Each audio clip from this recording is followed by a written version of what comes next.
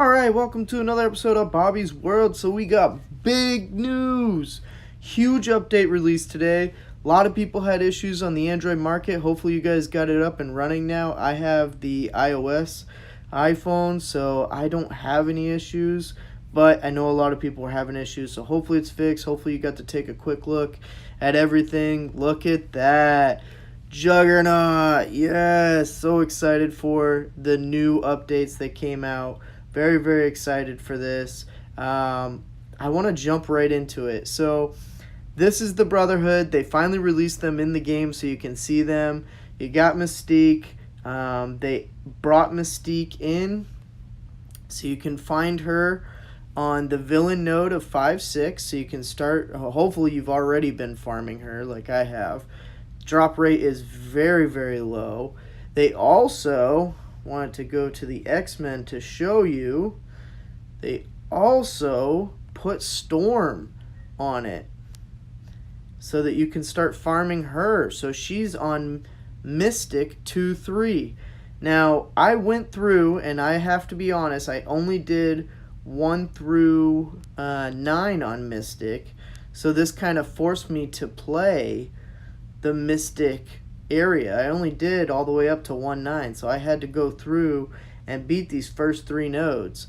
And one thing I will say is you'll want, especially on the second and third one, you'll want to use Mordo because of his blind. Especially on this second node, you want to use Mordo and his blind because it was very, very hard to get through, even with my powered up team, without using Mordo's blind. I actually don't have Mordo that high, and I was able to hide him within my team and blind their whole team because you had to keep somebody, you had to keep Hawkeye alive, and he comes in with like barely any health. So it was really hard, so I had to blind people right off the bat because they were going right after him. So that's how you get her unlocked, is the 2-3 Mystic, and you'll just be able to farm her. So right now I'm at 4 stars. Hopefully I'll be able to get her to 5 stars. Because in order to get Magneto in this Brotherhood here, so in order to get Magneto, he's a legendary, so they're going to do a legendary event, and you have to have 5 people that are X-Men or Brotherhood, and they have to be at 5 stars. So it's kind of like the Iron Man event or the Nick Fury or Star-Lord event where you have to have 5 characters at 5 stars. So most likely that's probably going to be the Juggernaut, because he's going to be one of the easier ones to unlock. Mystique, Wolverine, Storm, and then probably Pyro, because Sabretooth, the only way to get him is in a premium orb. Huge problem. At the beginning of next year, after the first Magneto event, they're going to come out with a campaign storyline and probably, a raid that you'll be able to do with your alliance. But that's after the first Magneto event. Huge fail by Foxnet. I think they really hurt the fan base on this one by making it so that you only can get Sabretooth through a premium orb. And that's just to unlock him. Now you're talking about getting hundreds of premium orbs just to try and get him to 5 stars. That's insane. Straight up insane. Garbage decision by Foxnet to do that. So I was really disappointed.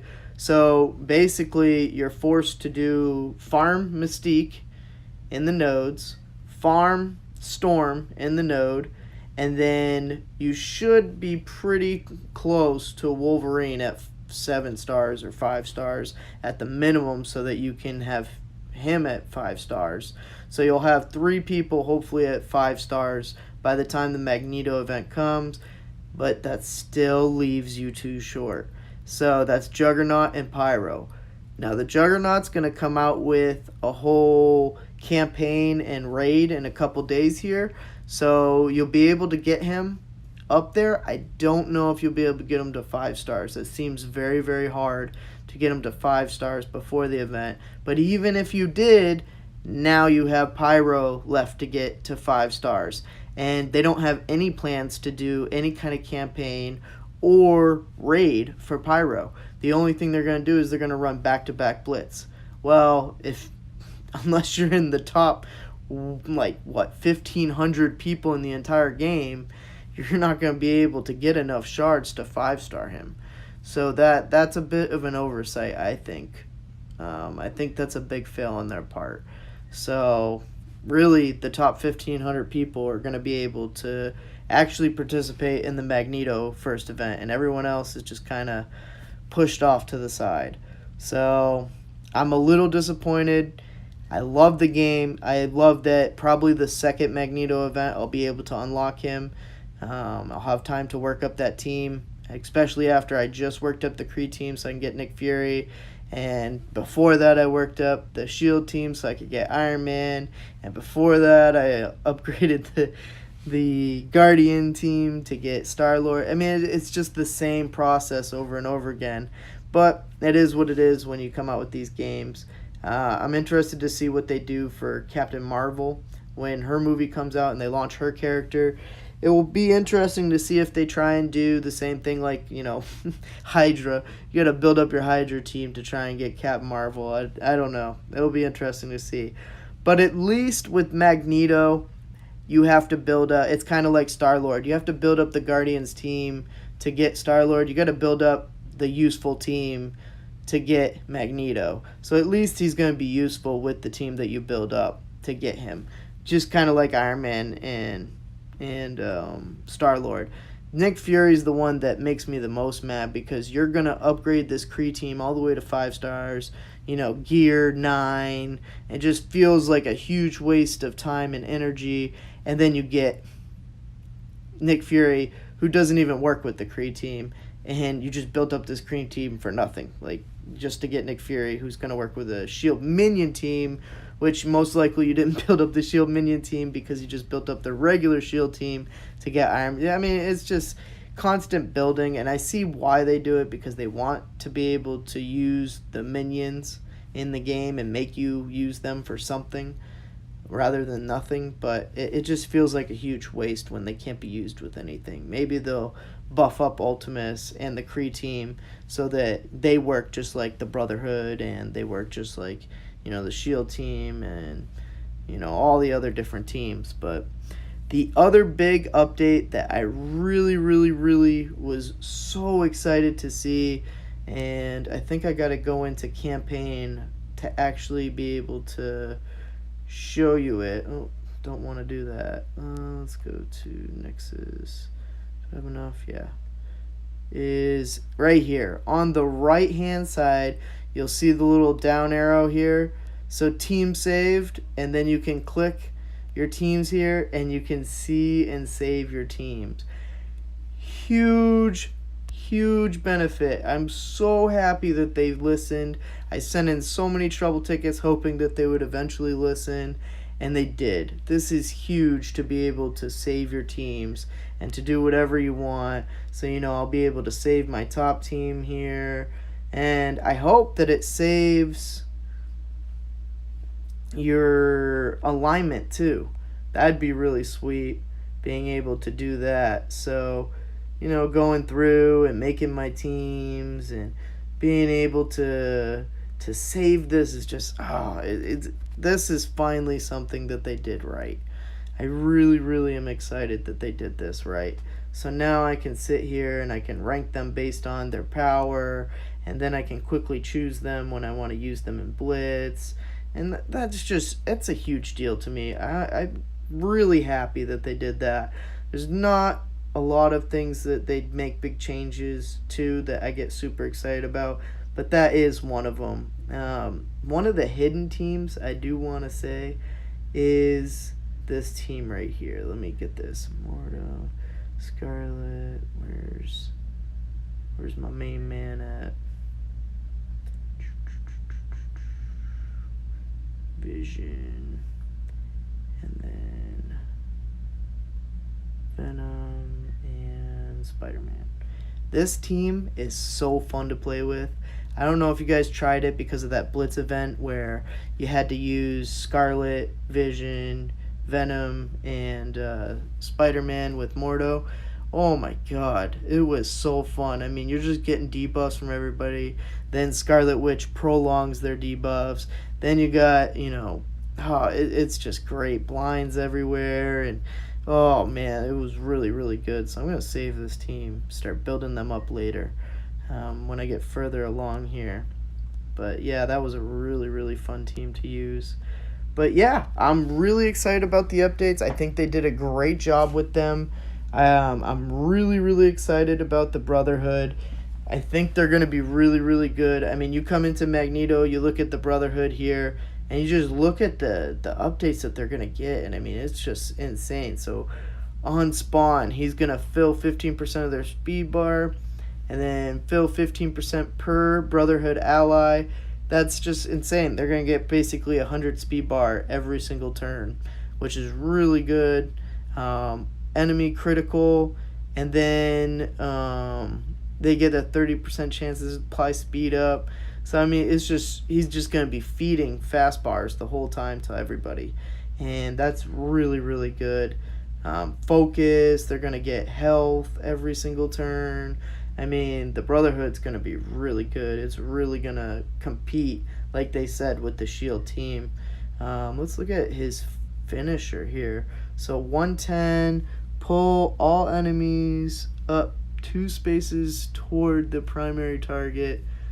I don't know what that means. Pull all enemies up 2 spaces towards the primary target, then attack primary target for 110 and apply blind. Oh my god, that's great.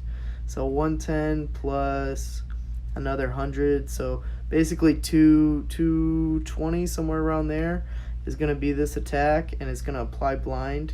So that's pretty good. We got 80, and it's going to be another 100, 150 almost. So this attack's going to come out to about like 250, and it's going to have piercing. It's going to remove positive effects. It's going to apply slow and apply disrupt. I'm going to have to figure out what disrupt means for 2 turns. I'm guessing it is it means that they can't add buffs for 2 turns, which would be really nice again for that Shield team that just sits there and buffs up the whole time. And then this attack does 20, 40, 60, 80, 100, 130 more. So basically about 310, and it chains up to 2 additional people. So yeah, I mean, there's some good stuff there with Magneto. He looks really powerful. Sabretooth looks pretty good. He's not as fast as I wish they would have made him. Mystique is very, very fast though. She's very good. Juggernaut, I'm very excited to look at his and see what they're planning on doing. I'm guessing he's gonna be just a brute, just straight up strength, plus 1 charge, up to a maximum of 4 charges, and once charged, we'll see what he does. But 100, 200, almost 300 damage. Wow, 300 damage on his first attack. He gains taunt. If Magneto is his ally, then he gains taunt for 2 turns. He gains defense up, gains immunity, which I'm guessing means that he cannot be debuffed, or yeah, probably debuffed. He gains death proof, he gains regenerate, gains defense up for 2 turns, and he gains regenerate for 2 turns. Wow. Oh my god. Jugs is going to probably be the new #1 taunt. That's crazy good. 100 damage increased by 40 per charge. Oh my god. So here we go with Storm, but except it's with a taunt. So Storm's biggest issue is, yes, each charge builds her up, but she's so squishy that she's dead before you can even use all the charges that you built up. But now they add charges to a taunt. Oh my god, Jugs just became the #1 taunt. I mean, there's just no way. You're talking about 100, 200, 300, almost 350, 400% damage. And then it increases 40% per charge, a maximum of 4. So 4 times 4, you're getting another 120, so about 6 660 you're getting in damage on that final attack. And then his specialty, gain charge on turn, so he gets a charge right off the bat every turn. You don't even have to use it, so you can build up that charge within 2 turns. Wow, that's really good. Really, really good. If Magneto, when an enemy attacks this character, fills speed bar by 10. So not only does he get a bunch of speed bars from Magneto, but then he also gets more speed bars every time it's his turn. Wow. Gains resistance, so now he's going to be really good like Thanos and be able to avoid getting things put on him. Oh my god, this is just, wow. I'm really excited for Jugs. Oh, and the one thing I did want to go over in this video, the offer that they put out for Jug. Oh my god. I have not seen in this game such a terrible offer. So, you get 55 character shards right off the bat. It's 100 to unlock him. So you're like, okay, I'm not going to get him. I'm going to have to buy 2 of them for 100. No. You will unlock him because you're going to get 16k of the orbs, which comes out to 8 orbs. And each one of them is at least 5. So that comes out to 40. So you would think, oh, maybe I'm going to be 5 short. But odds are you're going to get 8 in 2 of those 8 orbs. The odds are just really in your favor to do that. So you're going to unlock him if you spend the $50 and get him. And that puts you in a very good advantage to be able to get him to 5 stars for the first Magneto event. So if you think you can get Pyro, if you can get into that top blitz of the 1500 and you think you can get Pyro to 5 stars before the event, then I highly recommend purchasing this, because then you're going to be able to unlock a Magneto at that first event.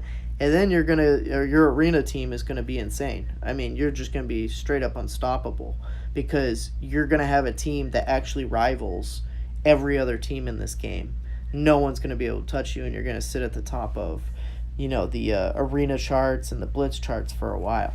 But other than the giant whales that are going to be able to do this, it's not worth it, because you're not going to be able to unlock Magneto in this first event no matter what.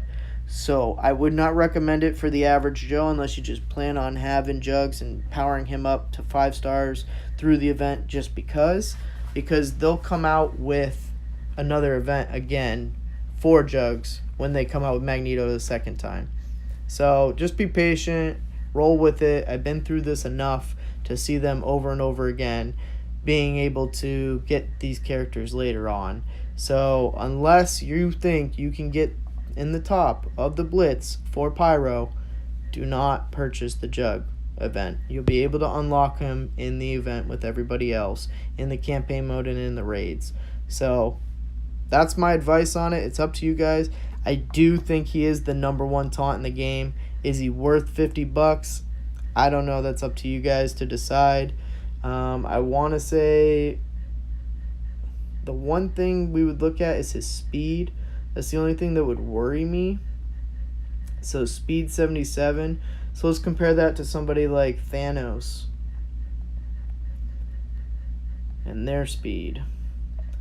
Thanos is 97. So 77. Let's go to Hulk, who's probably the slowest character in the game, and he's at 65. So he's somewhere in the middle of Thanos and Hulk. And, I mean, Hulk is super, super slow, so he's absolute garbage because it takes forever to get him powered up. Let's look at Drax real quick. His speed, 66. So he's actually better than both Drax and Hulk. So that's pretty good, actually. That's not too bad. And if we look at Cap speed, at 114. So he's pretty up there. So he rivals Captain America as the #1 taunt. I wholeheartedly believe that. He looks like he's going to be a very, very, very good taunt. The only issue I see is he's a little slow, which, I mean, you kind of expect with a character that is supposed to be a giant among men. So, but I think he's going to be probably the best taunt, especially once you get Magneto on the team.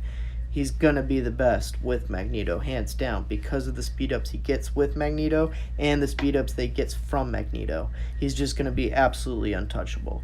But hope you guys enjoyed the video. I know I rambled on a little bit, but there was a lot of information that came out and a lot of cool things, and I wanted to make sure I showed a lot of the new things that came out. Hope you guys enjoyed it. Like, subscribe at the bottom. Hope you guys have a good, happy Veterans Day weekend.